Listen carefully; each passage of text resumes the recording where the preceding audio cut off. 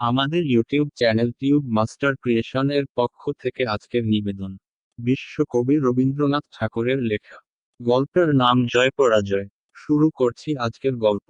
রাজকন্যার নাম অপরাজিতা। উদয়নারায়ণের সভাকবি শেখর তাহাকে কখনো চক্ষেও দেখেন নাই।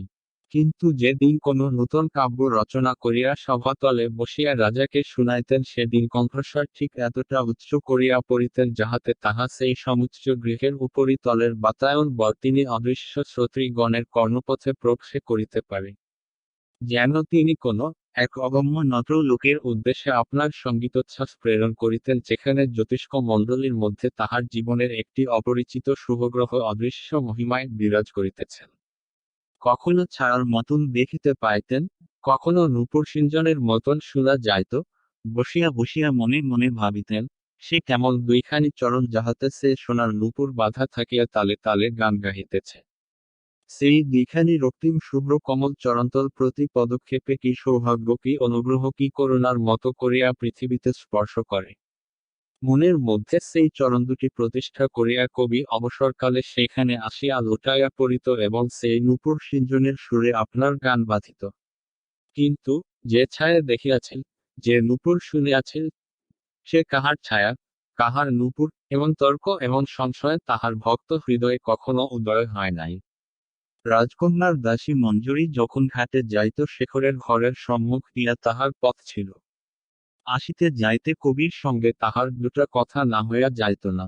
তেমন নির্জন দেখিলে সে সকালে সন্ধ্যায় শেখরের ঘরের মধ্যে গিয়াও বসিত। যতবার সে ঘাটে যাইত ততবার যে তাহার আবশ্যক ছিল এমনও বোধ হইত না। যদি বা আবশ্যক ছিল এমন হয়, কিন্তু ঘাটে যাইবার সময় ওহারি মধ্যে একটু বিশেষ যত্ন করিয়া একটা রঙিন কাপড় এবং কানে দুইটা আম্রমুকুল পরিবার কোনো উচিত কারণ পাওয়া যাইত না। লোকে হাসাহাসি কানাকানি করিত। লোকের কোনো অপরাধ ছিল না। মৌরিকে দেখিলে শেখর বিশেষ আনন্দ লাভ করিতেন।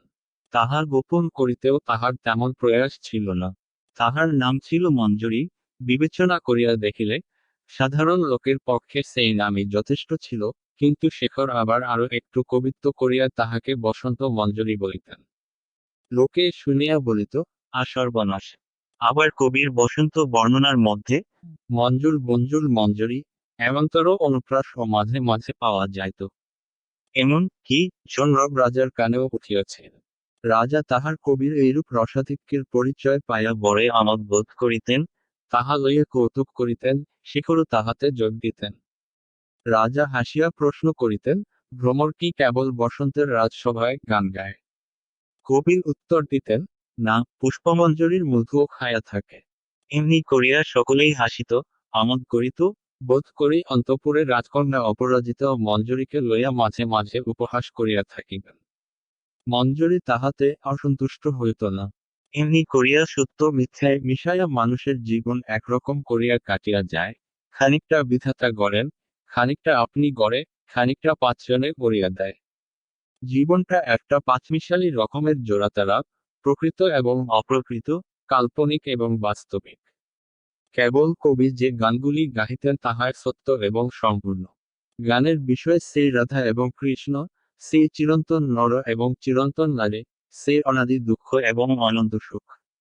সেই গানেই তাহার যথার্থ নিজের কথা ছিল এবং সেই গানের যথার্থ অমরাপুরের রাজা হইতে দীনদুঃখী প্রজা পর্যন্ত সকলেই আপনার হৃদয়ে হৃদয়ে পরীক্ষা করিয়াছে। তাহার গান সকলেরই মুখে।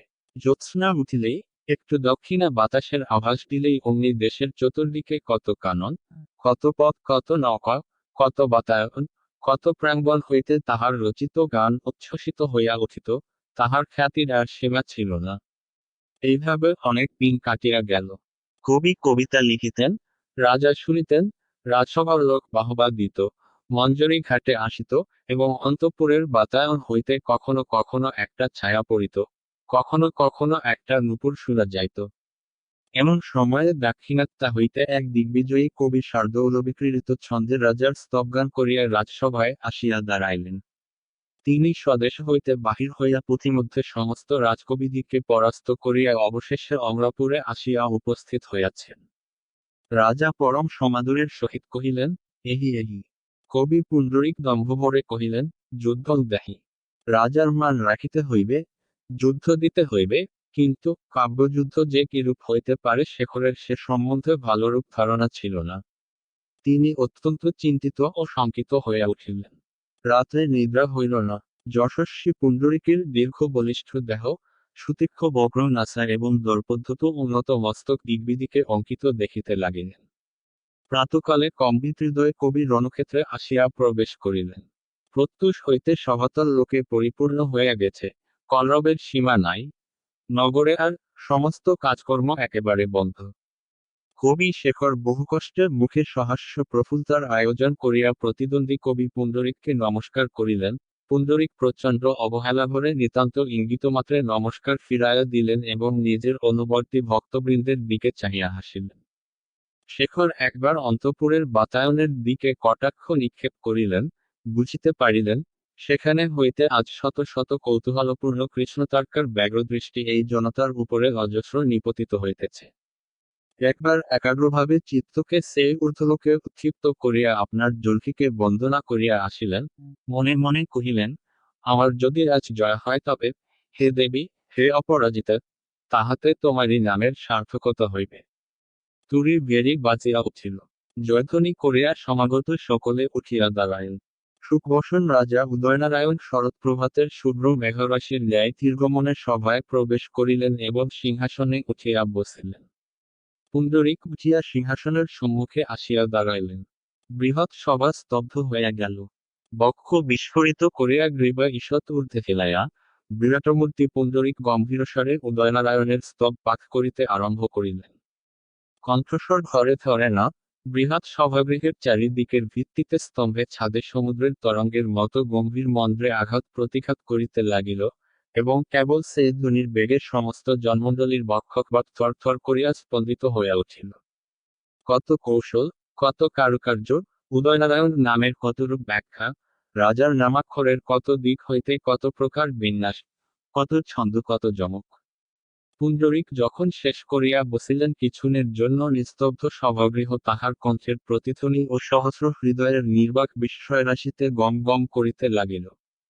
বহু দূরদেশ হইতে আগত পণ্ডিতগণ দক্ষিণ হস্ত তুলিয়া উচ্ছ্বসিত স্বরে সাধু সাধু করিয়া উঠিলেন।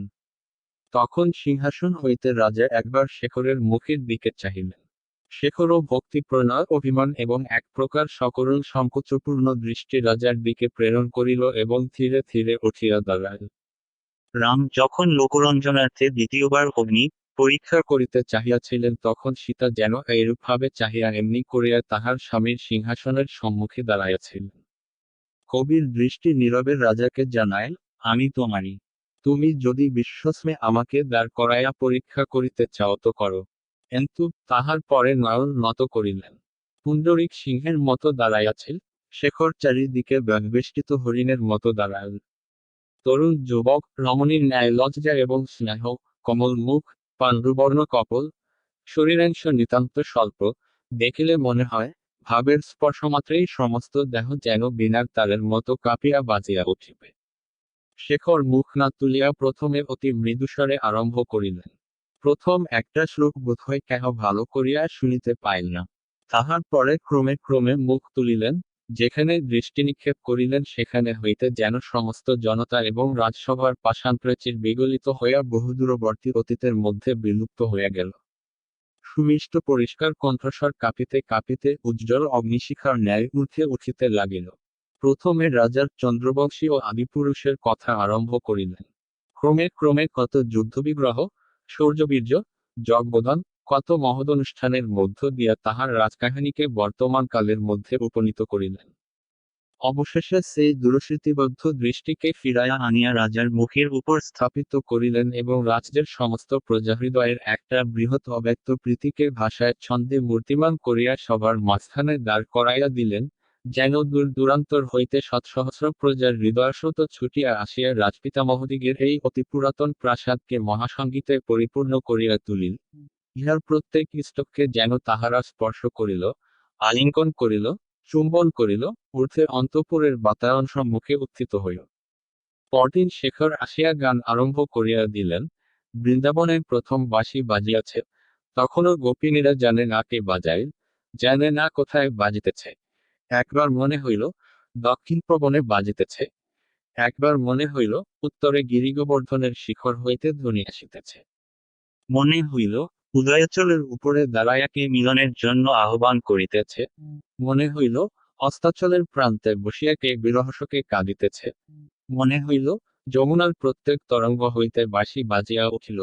মনে হইল আকাশের প্রত্যেক তারা যেন সেই বাঁশির ছিদ্র। অবশেষে কুঞ্জে কুঞ্জে, পথে ঘাটে, ফুলে ফলে, জলে স্থলে, উচ্চে নিচে, অন্তরে বাহিরে বাঁশি সর্বত্র বাজিতে লাগিল। বাঁশি কি বলিতেছে তাহা কেহ বুঝিতে পারিল না এবং বাঁশির উত্তরে হৃদয় কি বলিতে চাহে তাহাও কেহ স্থির করিতে পারিল না। কেবল দুটি চক্ষু ভরিয়া অশ্রুজল জাগিয়া উঠিল এবং একটি অলোক সুন্দর শ্যামস্নিগ্ধ মননের আকাঙ্ক্ষায় সমস্ত প্রাণ যেন উৎকণ্ঠিত হইয়া উঠিল। স্বভাব ভুলিয়া, রাজা ভুলিয়া, আত্মপ্রতীক ভুলিয়া, যশ অপযশ জয়পরাজয় উত্তর প্রত্যুত্তর সমস্ত ভুলিয়া, শেখর আপনার নির্জন হৃদয়কুঞ্জের মধ্যে যেন একলা দাঁড়াইয়া এই বাঁশির গান গাহিয়া গেলেন। কেবল মনে ছিল একটি জ্যোতির্ময়ী মানসী মূর্তি, কেবল কানে বাজিতেছিল দুটি কমলচরণের নূপুরধ্বনি। কবি যখন গান শেষ করিয়া হতজ্ঞানের মতো বসিয়া পড়িলেন তখন একটি অনির্বচনীয় মাধুর্যে, একটি বৃহৎ ব্যাপ্ত বিরহব্যাকুলতায় সভাগৃহ পরিপূর্ণ হইয়া রহিল, কেহ সাধুবাদ দিতে পারিল না। এই ভাবের প্রবলতার কিঞ্চিত উপশম হইলে পুণ্ডরীক সিংহাসন সম্মুখে উঠিলেন। প্রশ্ন করিলেন, রাধাই বাকে, কৃষ্ণই বাকে? বলিয়া চারিদিকে দৃষ্টিপাত করিলেন এবং শিষ্যদের প্রতি চাহিয়া ঈষৎ হাস্য করিয়া পুনরায় প্রশ্ন করিলেন, রাধাই বাকে, কৃষ্ণই বাকে? বলিয়া অসামান্য পাণ্ডিত্য বিস্তার করিয়া আপনি তাহার উত্তর দিতে আরম্ভ করিলেন। বলিলেন, রাধা প্রণব ওকার, কৃষ্ণ ধ্যানযোগ, এবং বৃন্দাবন দুই ভ্রুর মধ্যবর্তী বিন্দু।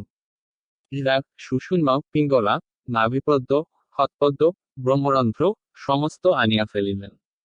রা অর্থেই বাকি, ধা অর্থেই বাকি, কৃষ্ণ শব্দের ক হইতে মূর্ধন্য ন পর্যন্ত প্রত্যেক অরের কত প্রকার ভিন্ন ভিন্ন অর্থ হইতে পারে, তাহার একে একে মীমাংসা করিলেন।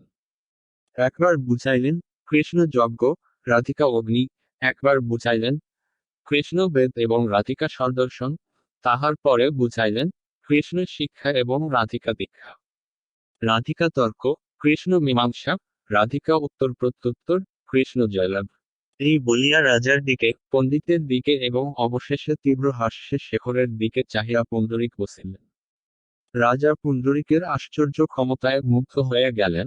পণ্ডিতের বিস্ময়ের সীমা রহিল না এবং কৃষ্ণরাধার নব নব ব্যাখ্যায় বাঁশির গান, যমুনার কলল, প্রেমের মোহ একেবারে দূর হইয়া গেল। যেন পৃথিবীর উপর হইতে কে একজন বসন্তের সবুজ রংটুকু মুছিয়া লইয়া আগাগোড়া পবিত্র গোময়ে লেপন করিয়া গেল। শেখর আপনার এতদিনকার সমস্ত গান বৃথা বোধ করিতে লাগিলেন, ইহার পরে তাহার আর গান গাহিবার সামর্থ্য রহিল না। সে দিন শোভা ভঙ্গ হইল।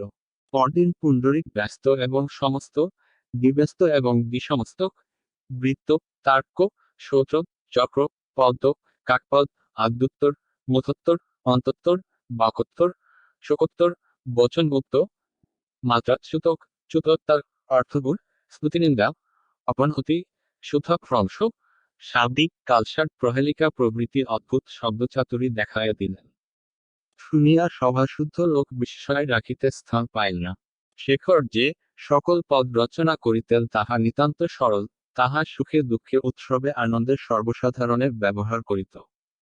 আজ তাহারা স্পষ্ট বুঝিতে পারিল, তাহাতে কোনো গুণপনা নাই, যেন তাহা ইচ্ছা করিলেই তাহারাও রচনা করিতে পারিত, কেবল অনভ্যাস অনিচ্ছা অনবসর ইত্যাদি কারণেই পারে না।